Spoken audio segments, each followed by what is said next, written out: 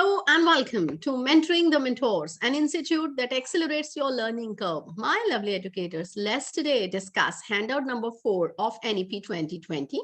And in this video, we shall discuss about teacher education, equitable and inclusive education. So a number of videos have been shared already on my platform for equitable and inclusive education. We talked about basic elements, inclusive education practices, inclusive education models, right? So, and teacher, pre-service, in-service teacher education, we talked about 50 hours of CPD2, but let's have a look at the different points that are highlighted in NEP 2020 for these different topics. You know, teachers, who are the teachers? Teachers are the one who shape the future of the children, right? वो एक जो गीली मिट्टी होती है, उसको एक shape, उसको एक आकार देते हैं. वो जो एक बीज बोया जाता है, वो स्लोली एंड ग्रेजुअली कैसे वो एक बड़े एक फलदार वृक्ष जिसकी जड़ें इतनी मजबूत हों उसमें वो बदल जाता है slowly and gradually, right? Productive होता है जब हम फल की बात करते हैं, जड़ों की जब बात करते हैं, मजबूती की बात करते हैं, मतलब उसका बेस जो है वो स्ट्रांग होता है. We are talking about holistic education, right? और क्या है, पेड़ की जब बात आती है तो वो सर्व करता है, right? Come to learn and go to serve. हमेशा स्कूल्स के बाहर जो लिखा होता है, विद्या ली आओ सेवा ली जाओ, right?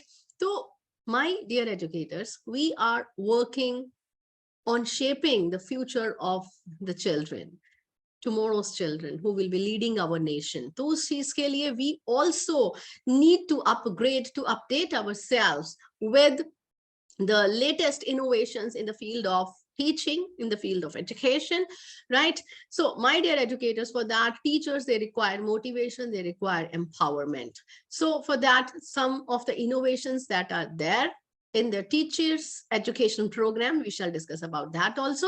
Like merit-based scholarships will be instituted across the country for studying a quality 4-year integrated B.Ed program. जब हम innovative programs की बात करते हैं, तो you can talk about this 4 years integrated B.Ed program also that has been started in different education colleges, right? So especially for the outstanding students, क्या उनके लिए scheme है? For the scholarships and all, so that if they are not able to afford, at least they will be given scholarships to move forward.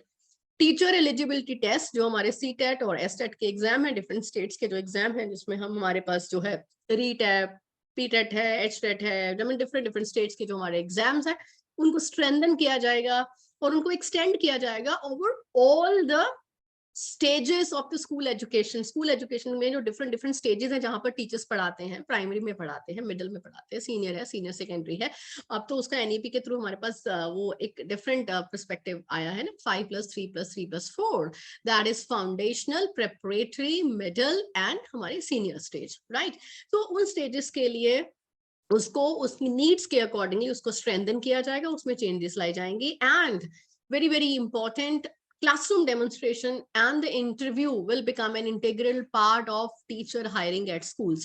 बहुत सारे schools में teachers का जो demonstration है वो नहीं लिया जाता है, वो कैसे पढ़ाते हैं, कैसे facilitate करते हैं in the classroom, right? हो सकता है वो micro teaching session लें, हो सकता है कि वो बच्चों के सामने जो है वो आपको प्रेजेंट करना पड़े, या full fledge lesson, whatever it is, right? So that should be made mandatory. तो आप जहां पर भी इंटरव्यू के लिए जाएंगे, be ready for interview, be ready for demonstration, right? And उसके लिए स्कूल्स में क्या है कि मास्टर इंस्ट्रक्टर्स जो हैं वो हायर किए जाएंगे. अब देखिए कि everybody can not be an expert. Suppose ki if I am taking a demonstration of social science teacher, I will not be able to understand the content, right? Whether that is right or wrong, right? So subject master expert honge unka demonstration lene ke liye. And then if you talk about service, environment and culture, तो इसमें जो कुछ point हैं, the first requirement in this direction will be to ensure decent and pleasant service conditions. हमारा काम करने का मन तो वहीं पे करेगा ना जहाँ पे हमें इन्वायरमेंट अच्छा मिलेगा, हमें फैसिलिटीज अच्छी मिलेंगी, हमारी सर्विस कंडीशंस अच्छी होंगी, राइट? प्रॉपर जो हमारे लिए टीचर के लिए फैसिलिटीज हैं वो दी जाएंगी, चाहे वो लीव रूल्स के बारे में बात हो, चाहे वो इन्वायरमेंट के बारे में बात हो, चाहे वो अदर ऑटोनॉमी की बात हो रही है, जैसे भी है, तो वो सब चीजें अवेलेबल हों, हमारी सेफ्टी का, हेल्थ का, environment at the work place का ध्यान रखा जाए, right? Like sexual harassment at work place, जो उसके रूल्स बने उनको फॉलो भी किया जाए प्रॉपरली। तो वो सब चीजें फॉलो होनी चाहिए, राइट। मेडिकल सर्विसेज प्रोवाइड होनी चाहिए, इन सब चीजों का ध्यान रखा जाएगा। And there will be adoption of innovative formats like school complexes, rationalization of schools is resource sharing and community building. You know very well, देखिए स्कूल कॉम्प्लेक्सेस क्या है, जैसे कि सहोदया के कॉम्प्लेक्सेस हैं, राइट। आप एक पर्टिकुलर एरिया में आपके डिफरेंट स्कूल्स हैं, सपोज हम एनसीईआरटी की बात करें, यहाँ पे क्या है, गुड़गांव की बात करें तो यहाँ पे एक पर्टिकुलर कॉम्प्लेक्सेस होगा, यूपी की बात कर रहे हैं एक वहाँ के पर्टिकुलर एरिया की बात करते हैं, औरैया का एक जो है वो एक औरैया सहोदया कॉम्प्लेक्स है। ऐसे ही जो है वो डिफरेंट सहोदया कॉम्प्लेक्सेस जो है, स्कूल कॉम्प्लेक्सेस हैं, वो बनाए जाएंगे, वो पर्टिकुलर उन स्कूल्स को फोकस करेंगे ताकि वहां पर जो सीबीएसई की इंस्ट्रक्शंस आ रही है, एनसीईआरटी की इंस्ट्रक्शंस आ रही है, उनको प्रॉपर्ली वो फॉलो किया जाए, उसको मॉनिटरिंग होती है, वो हो रहा है already, that is being done, okay. And community building होगी, जैसे कि मैंने आपको पहले भी बोला था कि स्कूल्स को क्या है कि एक दूसरे स्कूल को हम अडॉप्ट करेंगे, कि जिस स्कूल में फैसिलिटीज नहीं है, जो स्कूल बनाया गया है इस काइंड ऑफ एनजीओ ऑफन बच्चों के लिए जिनके पास इतनी फैसिलिटीज नहीं है, राइट, उनको आगे लाने के लिए उनके पास रिसोर्सेज नहीं है, तो उनके लिए क्या होंगे, एक मॉडल स्कूल जो अपने रिसोर्सेज को शेयर करेंगे, राइट। तो this can be done, resource sharing will be happening. And apart from it, the next point is continuous professional development. इसके बारे में I have already shared a video, 50 hours of professional development training that has been made mandatory for whom? For the school principals, for the teachers, for the complex in charges, complex leaders, कोई भी हो जो education के field में है, उनको अपना 50 hours of CPD complete करना है, और उसके अकॉर्डिंगली जो है आपकी जो रोल्स एंड रिस्पॉन्सिबिलिटीज हैं, accordingly you will be opting for different subjects, right? For example, if you are a particular subject teacher, you go ahead with the capacity building program in that particular subject. You should know about life skills. अगर आप middle school, senior school के बच्चों को पढ़ा रहे हैं, you should know about adolescence related problems also, right? And other general topic, inclusive education, right? We are talking about, there are number of topics that should be aware of, multilingualism, right, arts and integration. So these are the different topics that should be well familiar of. If you are a principal, you should know about leadership, you should know how to create annual pedagogical plan, right? So accordingly, as per your roles and responsibility, you should complete that 50 hours of training, right, in an academic year. Now, career management and progression, CMP, a robust merit-based structure of tenure, promotion, salary structure will be developed, right? Salary structure के लिए कि आपका कैसे promotion होगा, कैसे आपका increment होगा, वो सब चीजों के लिए आपकी जो प्रोफेशनल डेवलपमेंट, आपका जो स्कूल में आपके कंटेंट डिलीवरी, आपके जो प्रोफेशनल एथिक्स को आप फॉलो कर रहे हो, आपका कैसा वहां पर पूरा होलिस्टिक आपका भी असेसमेंट होगा। अगर आप बच्चों के 360 डिग्री असेसमेंट की बात कर रहे हैं, तो you will also be evaluated on 360 degree basis, right? Your obligations towards the stakeholders, towards the parents, towards the management, towards the students, right? वो सब कुछ देखा जाएगा, towards your colleagues as well. And vertical जो mobility है, जो promotion है, step by step जो होता है, it will not only be on the basis of कि आपने कितने साल बिताए हैं आपकी एज के accordingly, that will be based on merit. If you are deserving, right, then only you will be able to get your promotions and increments at the vertical mobility.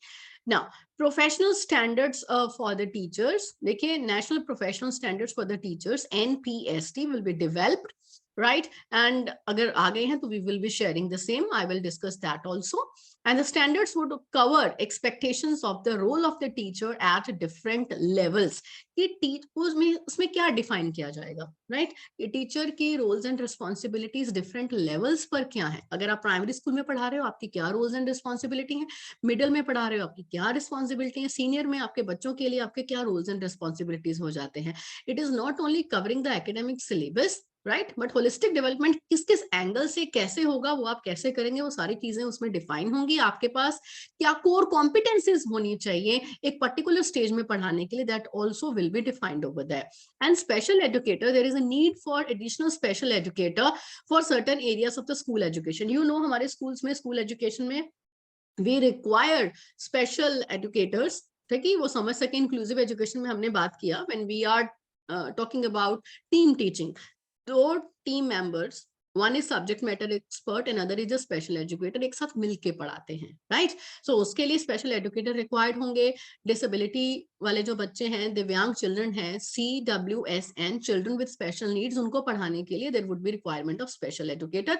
और special educator के लिए जो curriculum उसका होगा, हम यहाँ पर teacher education की बात कर रहे हैं, तो उसका जो करिकुलम होगा, जो वो स्टडी करेगा, उसके करिकुलम को NCTE, national council for teacher education, जो कि एक्रेडिटेशन बॉडी है फॉर ऑल द, जो हम BEd, DLED 15+ जो प्रोग्राम्स इसके द्वारा ऑर्गेनाइज किए जाते हैं, NCTE, that we have already shared one video, उसका, और RCI यानी रिहेबिलिटेशन काउंसिल ऑफ इंडिया, जो कि किसके लिए रूल्स एंड रिस्पॉन्सिबिलिटीज वो बनाती है, rules and responsibilities for teaching for understanding the divyang children, CWSN, right.